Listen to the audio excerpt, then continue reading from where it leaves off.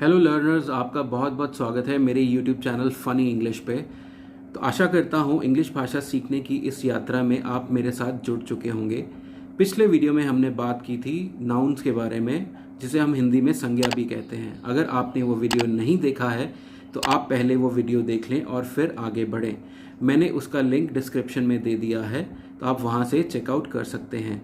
आज हम बात करने वाले हैं प्रोनाउन के बारे में, जिसे हम हिंदी में सर्वनाम भी कहते हैं। तो अगर आप सर्वनाम के बारे में संपूर्ण ज्ञान प्राप्त करना चाहते हैं तो मेरे इस वीडियो को अंत तक देखते रहिए।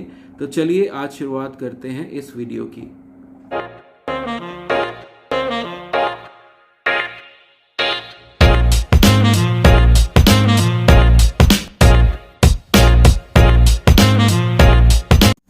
What is a pronoun? A pronoun is a word which is used in place of a proper noun or a common noun. तो pronoun एक ऐसा शब्द है जिसे हम संज्ञा के बदले या उसके स्थान पर प्रयोग कर सकते हैं। A pronoun helps us avoid unnecessary repetition in our writing and speech. pronoun की हेल्प से हम अपने वाक्य में जो हम unnecessary repetition करते हैं नाउन की, उसको अवॉइड कर सकते हैं। तो आइए समझते हैं एक उदाहरण से। Satyam is a doctor, Satyam is my brother, Satyam is my good friend. आप इस वाक्य में देख पा रहे हैं कि सत्यम का प्रयोग हम बार बार कर रहे हैं, जो कि हमारे वाक्य को बहुत अच्छा नहीं बना रहा है। तो हम क्या करेंगे, हम सत्यम को एक प्रोनाउन से रिप्लेस कर देंगे ताकि हमें बार बार सत्यम रिपीट ना करना पड़े। Satyam is a doctor, he is my brother, he is my good friend. अब बात करते हैं टाइप ऑफ प्रोनाउंस, सर्वनाम के प्रकार। पर्सनल प्रोनाउन व्यक्तिवाचक सर्वनाम, पोजेसिव प्रोनाउन अधिकारवाचक सर्वनाम, रिफ्लेक्सिव प्रोनाउन निजवाचक सर्वनाम, रिलेटिव प्रोनाउन संबंधवाचक सर्वनाम, डेमोन्स्ट्रेटिव प्रोनाउन संकेतवाचक सर्वनाम, इंडेफिनिट प्रोनाउन अनिश्चयवाचक सर्वनाम, इंटेरोगेटिव प्रोनाउन प्रश्नवाचक सर्वनाम, एम्फेटिक प्रोनाउन निश्चितवाचक सर्वनाम, डिस्ट्रीब्यूटिव प्रोनाउन वितरकवाचक सर्वनाम, रेसिप्रोकल प्रोनाउन पारस्परिक सर्वनाम। अब जानते हैं सबके बारे में डिटेल से। पर्सनल प्रोनाउन, जिसे हम हिंदी में व्यक्तिवाचक सर्वनाम कहते हैं। Pronouns which are used in a place of a name of a person और things are called personal pronouns. इस प्रकार के सर्वनाम में किसी व्यक्ति और वस्तु को संबोधित किया जाता है, जैसे कि I, we, he, she, it, they. Personal pronoun stands for 3 persons। तो जानते हैं कौन से 3 persons के लिए पर्सनल प्रोनाउन स्टैंड करता है। फर्स्ट पर्सन, जिसमें आते हैं आई और वी। सेकंड पर्सन, जिसमें आता है यू। थर्ड पर्सन, जिसमें आता है he, she, it and they. First person, personal pronoun of a first person stand for the person speaking. तो जो कोई व्यक्ति अपने बारे में बात कर रहा है तो वो फर्स्ट पर्सन है। जैसे कि अब एग्जाम्पल में हम देखते हैं, I have a big house, we are going to market. आइए बात करते हैं सेकंड पर्सन के बारे में। Personal pronoun of a second person stand for person spoken to. हम जिससे बात कर रहे हैं तो वहाँ पे हम सेकंड पर्सन यूज़ करेंगे। एग्जाम्पल देख लेते हैं, you are the best person in our locality. Third person, personal pronoun of third person stand for person spoken of. जिसके बारे में हम बात कर रहे हैं तब हम थर्ड पर्सन यूज़ करेंगे, जैसे कि he, she, it, they. He is a bad boy, they are good human beings. Possessive pronoun अधिकारवाचक सर्वनाम। A possessive pronoun points toward the owner of something. इस प्रकार के सर्वनाम के वाक्य में कर्ता खुद के बारे में बात करता है, जैसे कि mine, yours, his, hers, ours, theirs. अब एग्जाम्पल देख लेते हैं, this is my car, this table is mine, that is yours, those are theirs, these chair are ours, that pen is his. Reflexive pronoun निजवाचक सर्वनाम। Reflexive pronouns are the pronouns where the subject and the object are the same person. That is, the action of a verb refers back to the doer. Reflexive pronouns are formed by using self in the singular and selves in the plural.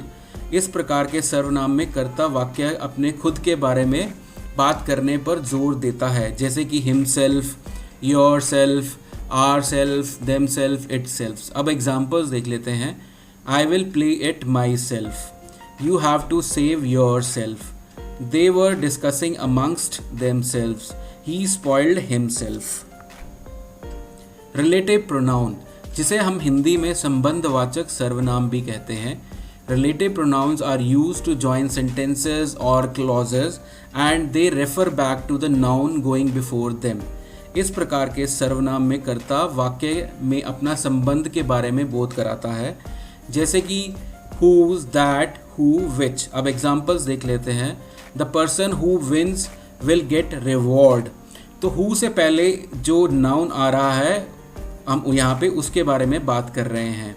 तो this is the book that my mother wrote, this is the man whose horse won the race, this is the house which belongs to my great grandfather, this is the person whom we met at the party. ये कुछ examples हैं relative pronoun के। अब बात कर लेते हैं demonstrative pronoun, जिसे हम हिंदी में संकेतवाचक सर्वनाम भी कहते हैं। Demonstrative pronoun points out to the persons और things for which they stand. इसके एग्जाम्पल्स हैं this, that, these, those are main demonstrative pronouns. इस प्रकार के सर्वनाम का प्रयोग किसी व्यक्ति, वस्तु को सूचित या निर्देशित करने के लिए किया जाता है। Examples, this is a bag, these are apples, that is a boy, those are bananas. तो यहाँ पे this, these, that, those demonstrative pronoun के एग्जाम्पल्स हैं। अब बात कर लेते हैं इंडेफिनिट प्रोनाउन, जिसे हम हिंदी में अनिश्चयवाचक सर्वनाम भी कहते हैं। Indefinite pronouns refers to persons और थिंग्स इन वेग और general way, they don't refer them in particular. जो सर्वनाम किसी निश्चित व्यक्ति या वस्तु का बोध नहीं कराते उसे हम अनिश्चयवाचक सर्वनाम कहते हैं और इंग्लिश में इंडेफिनिट प्रोनाउन कहते हैं। अब एग्जाम्पल्स देख लेते हैं। One should keep once promise, anybody can do this, many of students secured good marks, any of you can attend the function. अब बात करते हैं हम इंटेरोगेटिव प्रोनाउन के बारे में, जिसे हम प्रश्नवाचक सर्वनाम भी कहते हैं। The pronoun which is used to ask a question is called interrogative pronoun। इस सर्वनाम का प्रयोग प्रश्न पूछने के लिए किया जाता है। इसके एग्जाम्पल्स हैं who, which, what। अब देख लेते हैं कुछ वाक्य जिसमें हमने interrogative pronoun का प्रयोग किया है। What is your name? Who is there at the door? Which is your book? तो यहाँ पे what, who, which interrogative pronoun के एग्जाम्पल्स हैं। चलो आगे बढ़ते हैं। अब हम बात करते हैं एम्फेटिक प्रोनाउन, जिसे हम निश्चित वाचक सर्वनाम भी कहते हैं। Emphatic pronouns are pronouns used for highlighting, stressing और एम्फसाइजिंग द नाउन और the pronoun that comes before it. इस प्रकार का प्रोनाउन का प्रयोग ऐसे संज्ञा या नाउन के ऊपर जोर देने के लिए किया जाता है जो उससे पहले आता है। अब एग्जाम्पल्स से समझते हैं। He himself did this. अब हिमसेल्फ एक प्रोनाउन, एम्फेटिक प्रोनाउन है जो कि स्ट्रेस दे रहा है एक प्रोनाउन के बारे में, he. Correct. So they themselves took the decision, she herself admitted it, you can yourself talk to him. अब बारी आती है डिस्ट्रीब्यूटिव प्रोनाउन, जिसे हम हिंदी में वितरक वाचक सर्वनाम भी कहते हैं। When we use each, either or neither as a pronoun, then they are called distributive pronouns। दो या दो से अधिक में से एक को अलग करने के लिए वितरक वाचक सर्वनाम का उपयोग किया जाता है। Each of the boy is laborious, either of the two pens will do, neither of two houses is safe। इसमें हम दो या दो से अधिक चीज़ों में से एक चीज़ को अलग करते हैं, तब हम डिस्ट्रीब्यूटिव प्रोनाउन का प्रयोग करते हैं। अब देख लेते हैं रेसिप्रोकल प्रोनाउन, जिसे हम पारस्परिक सर्वनाम भी कहते हैं। इसके एग्जाम्पल्स हैं ईच अदर, वन अनदर। इनको हम रेसिप्रोकल प्रोनाउन से जानते हैं। दो व्यक्तियों के बीच में बात करने का बोध कराने के लिए हम यूज़ करते हैं ईच अदर। दो से अधिक के बीच बात का बोध कराने के लिए हम यूज़ करते हैं वन अनदर। अब एग्जाम्पल्स देख लेते हैं। Radha and Krishna love each other. यहाँ पे राधा और कृष्णा दो लोग हैं, तो इनके बीच की जो बातचीत है उसे हम प्रस्तुत करेंगे ईच अदर से। The 4 brothers love one another. अब यहाँ पे 2 से ज़्यादा लोग हैं तो हम यूज़ कर रहे हैं वन अनदर।